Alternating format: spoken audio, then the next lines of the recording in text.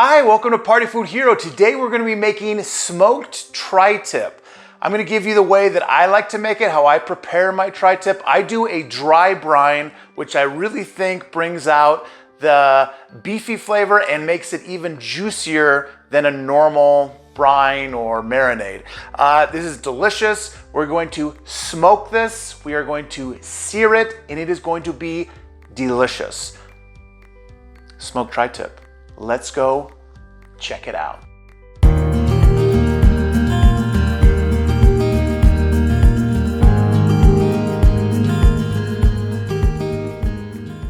All right, so we're gonna dry brine this tri-tip. Tri-tip is a leaner cut of beef. And so what we're gonna do is we're gonna add some salt, just some kosher salt, not a lot. We just want to get a little coating on there of the salt on both sides. And then what we're going to do is we're going to leave this in the refrigerator uncovered for 24 hours. And you can do it longer if you want to.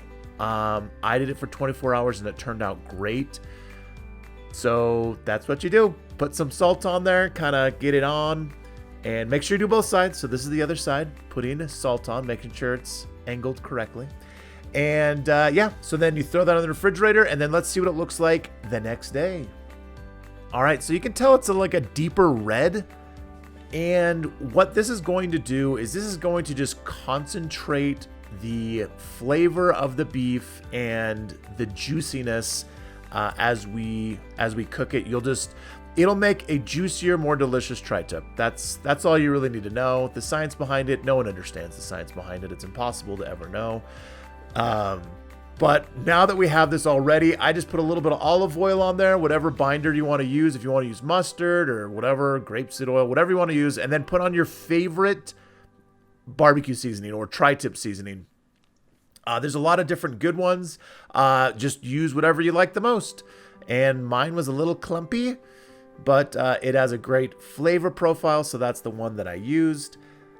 And yeah, there you go. You just put it all on there pretty liberally. It's a thicker cut of meat, so I mean, you don't have to go crazy with it, but make sure all the sides get coated very well. And then we're gonna go throw this on the smoker at 225 degrees until we get an internal temperature of 130 degrees for a nice medium rare, because after that, you'll see we're going to sear the crap out of it, and it'll give it a nice crust that is also super delicious. So let's get this onto the smoker. And whenever I'm smoking a larger piece of meat, or really smoking it all, I like to put a little water bath. You see that up there in the right corner? And that just helps with the humidity and keeping everything nice and moist and delicious. So I'm going to throw that in there. And then what I'm going to do is I'm going to stick a meat thermometer in there and just monitor the temperature. And like I said, wait till it gets to 130 degrees. All right, this is what it looks like after it hits that 130. I got another tri-tip in there with another recipe that'll be coming up later this month. Just delicious. Now I have the cast iron at 500 degrees. I had that at, and I'm just gonna sear all the sides. I'm gonna get nice focus in on my arm, which is perfect for videos that people love to see. And yep, just gonna sear all sides, all of the sides. And then what I'm gonna do is I'm gonna add some butter and then move the camera so you can see it better. Sure, I could have edited this out, but I didn't. We gotta keep it real here at Party Food Hero. So, I'd say maybe like a minute on each side. Just check it just to make sure you're not burning the outside. But yeah, and then I'm just going to throw some butter on there. And that's just for added flavor because butter makes everything better. So there you go. All right, this is when I add the butter after the first flip. I apologize for the poor camera angles. What is this, amateur hour? So all I'm doing here is I put the butter on after the first flip of the meat because the butter, I don't want it to start burning because this is super duper hot.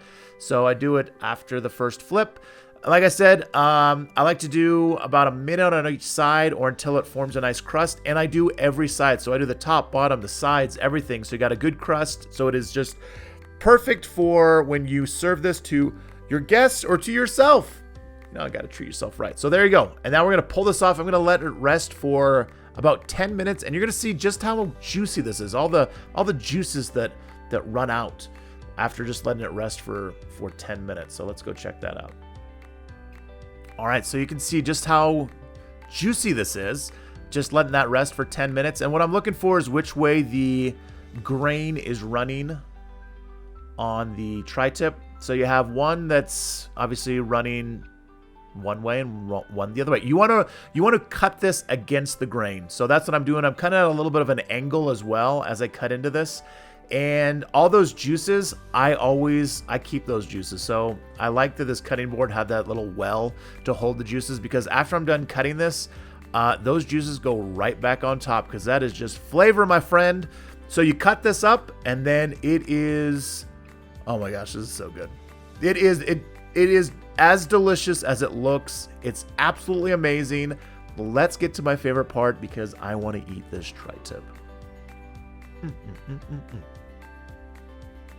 All right, now for my favorite part of the video, I get to eat the food. Now, as you can see, we did kind of a different way of marinating or brining or whatever, however you want to prepare your tri-tip. I just strongly suggest you try this dry brining. We'll see.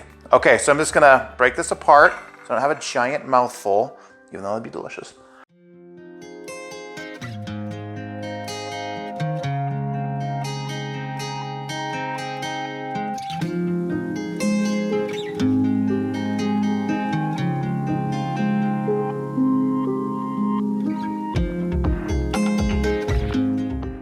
I'm telling you, that dry brining is the way to go.